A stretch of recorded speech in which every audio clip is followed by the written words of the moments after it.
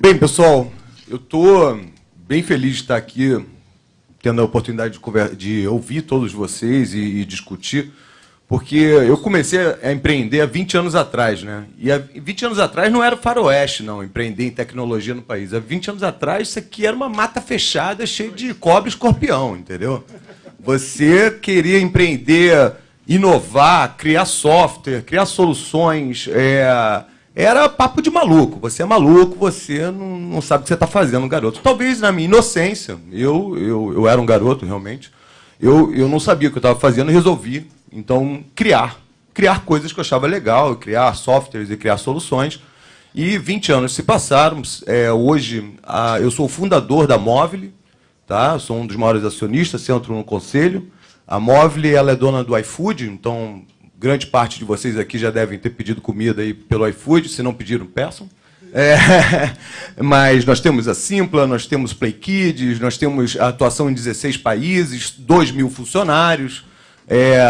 Ano passado nós batemos um recorde, aí a gente levantou 1,9 bilhões de reais em financiamento, em investimento, e a gente está atuando há 20 anos fortemente no país, criando inovação.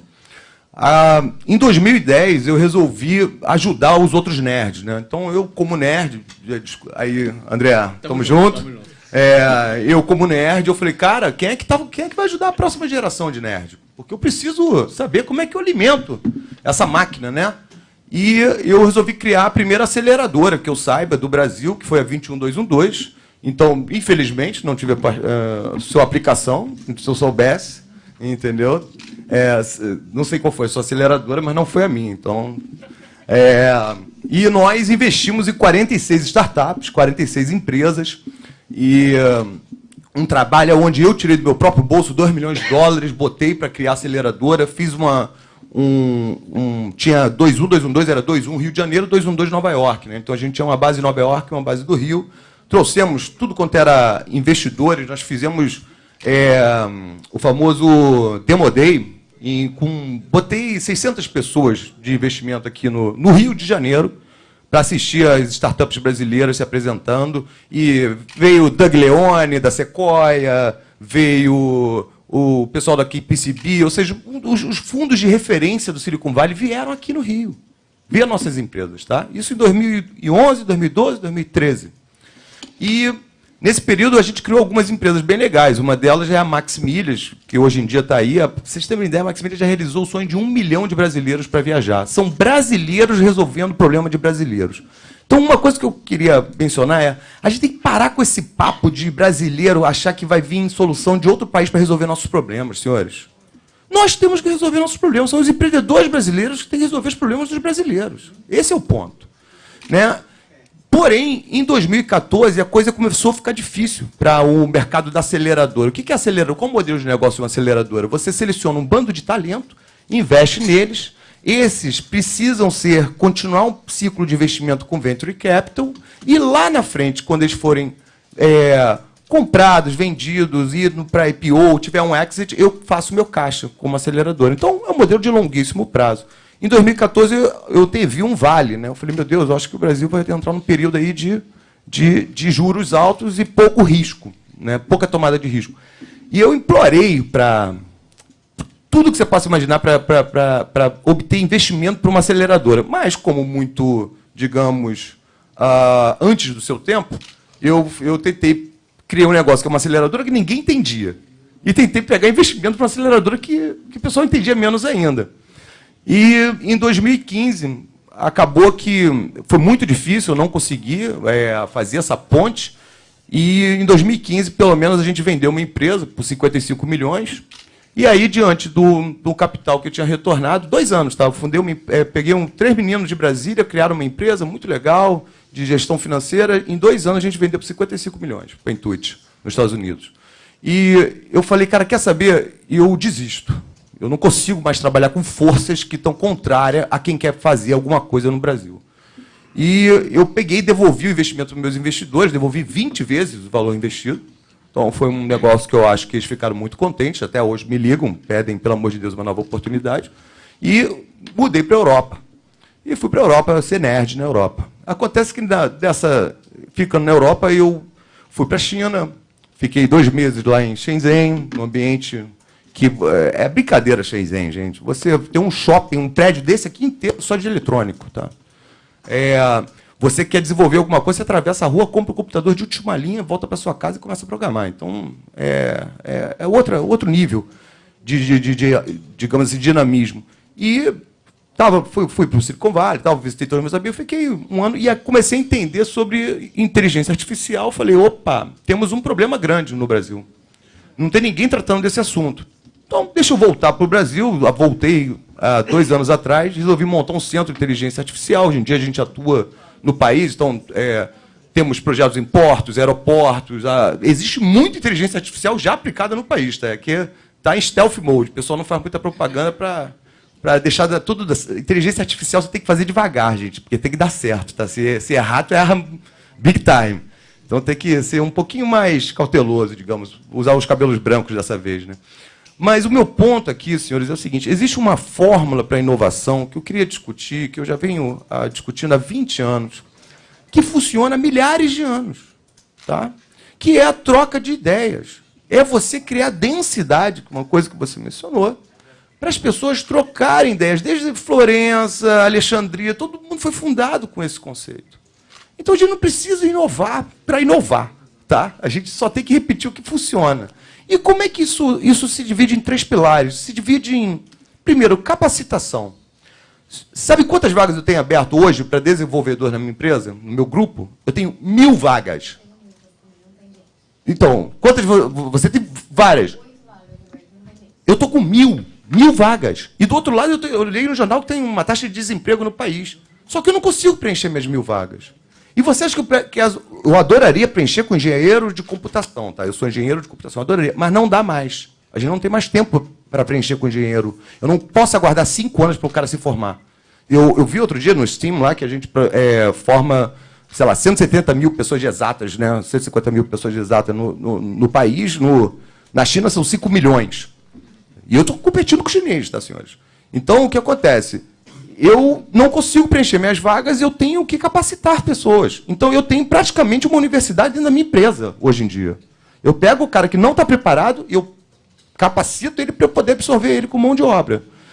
Só que se você pega para o ambiente do Brasil que nós estamos enfrentando, que as empresas estão enfrentando, que as startups todas vão enfrentar, não é só o empreendedor que precisa ser capacitado, é toda a mão de obra. E aí fica, talvez, se vocês me permitirem, senhores, alguns conselhos nesse sentido. Do tipo, poxa, tem tanto conteúdo de ponta aberto e grátis.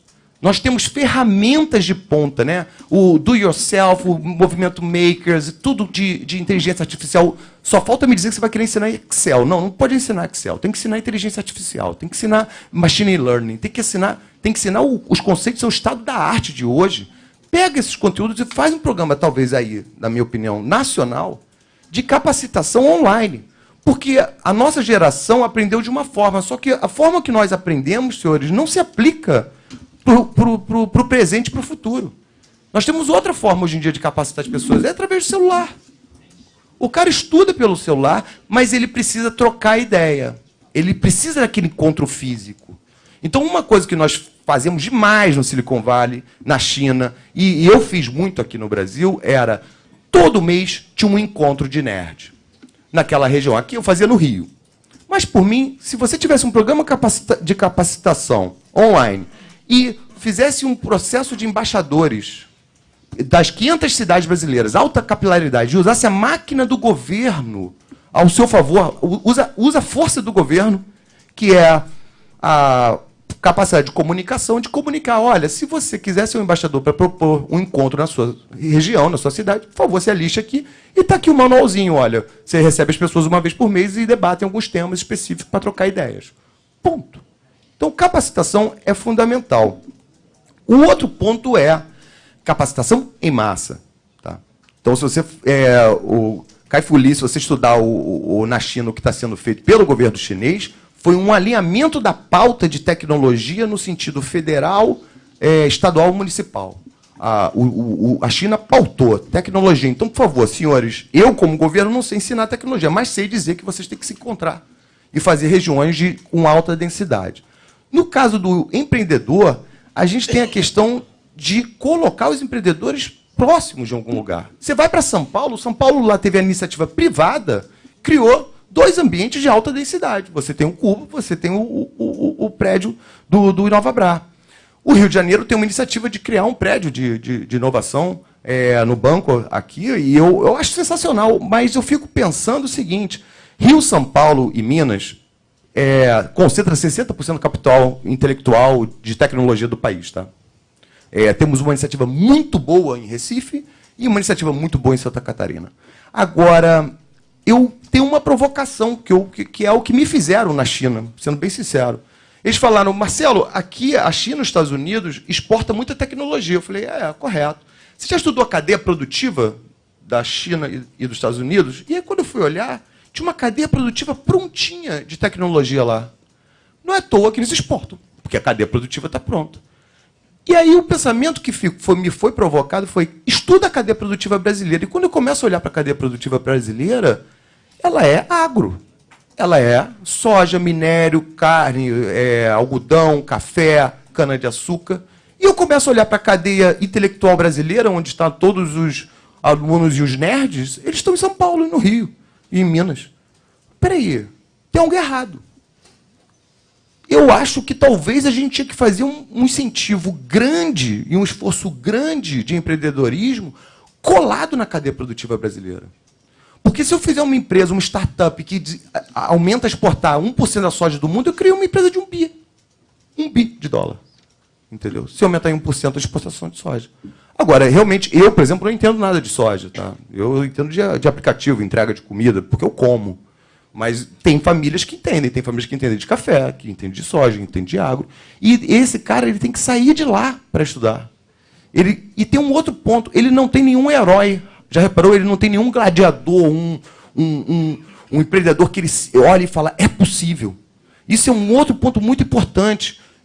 Você no Rio de Janeiro, a gente tem no Rio de Janeiro alguns nomes muito legais de empreendedores já. No Brasil são poucos, mas temos.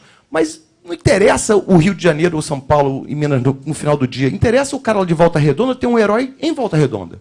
Interessa o cara do interior ter um herói na cidade dele. E para ter um herói, tem uma coisa que talvez custe muito pouco dinheiro ou zero para o governo.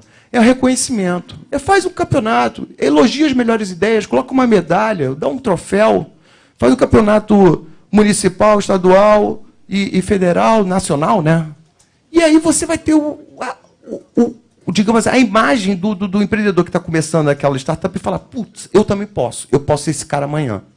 Porque eu talvez esteja distante do Elon Musk lá, entendeu? Mas as pessoas, e eu tenho visto, eu viajo muito no interior do país, senhores, porque eu gosto de investir em nerd, então meu hobby é investir em nerd. Eles têm pessoas muito competentes e a maioria, eu tenho isso anotado, são 87% das pessoas que eu encontro que são extremamente competentes se auto-sabota porque acham impossível sair da sua região e ter uma empresa grande em São Paulo ou ter uma empresa grande nacional. Porra, vamos resolver isso, né? E aí, por último, eu tenho um ponto que eu trabalho muito, é a questão de como talvez o banco poderia atuar e o governo em 2 pilares fundamentais, anjo e VC. Eu entendo bem desses dois, senhores. Anjo, nós temos 7 mil anjos no país atualmente. Tá? Quando eu comecei em 2010, nós tínhamos, sei lá, 3. Era eu e mais 2 amigos. Então, temos com 7 mil, um trabalho bom. Só que existe um problema do anjo no Brasil. É o seguinte, apesar de ser um direito, não está claro que o anjo só é solidário ao que ele investiu. Então, eu, que juntei, digamos que eu tenho 30 anos de carreira corporativa, tenho 1 milhão no banco, no fundo DI, quero colocar 100 mil reais na empresa de 3 garotos da USP, ou da PUC, ou da UFRJ, e hoje em dia eu não coloco. Por quê? Porque eu tenho medo. Eu tenho medo de colocar 100 mil, esses garotos fazerem alguma besteira, serem processados, e eu ter que arcar com todo o meu patrimônio que eu levei minha vida para acumular. Talvez, se uma questão de comunicação com a imprensa, chegar para a imprensa e falar, não, senhores, olha só, você só é responsável pelo patrimônio investido. Você não é infinito o seu. Já resolveria, daria um unlock no problema de anjo no Brasil. Vamos para Venture Capital. Meus senhores, nós temos 30 fundos de Venture Capital no país, me corrigem se eu estiver errado, mas eu acho que é isso aí. Hein? E nós temos 1.900 ativos nos Estados Unidos, mais 2.000 no Silicon Valley. Conheço pessoalmente, acho que todo o Tier 1 ali, tanto na China quanto no Silicon Valley. Na China temos mais de 2.000 e nos Estados Unidos 1.900, perdão. Então, o que acontece? Nós precisamos de mais venture capitals. Precisamos. E, principalmente, o fato de que os venture capitals que estão atuando no país nesse momento são de growth. Tá? Já acabou? Então, beleza. Nesse sentido, minha única recomendação é a seguinte: tem um modelo na China que valeria a pena dar uma olhadinha. Porque o que a China fez? Ela estimulou o venture capital de seed e early, que é Series A e Series B, até 50 milhões, e estadual, que ficava atuando no seu município, no seu estado. Ele tinha relação direta ali com o empreendedor. E, nesse caso, eles colocam 35%, eles podem garantir do fundo, o resto, 65%, ele tem que pegar com investidores locais. Só que ele seta um tier de retorno, uma taxa interna de retorno, com um cap máximo. Se o fundo bombar, o banco, o Estado, só ganha até aquele cap máximo. O resto é distribuído pelos investidores privados. Isso fez a China sair de 0 para 2.000 fundos de venture capital. Então, talvez uma sugestão que eu deixo aqui para vocês e muito obrigado. É isso que eu tinha que falar.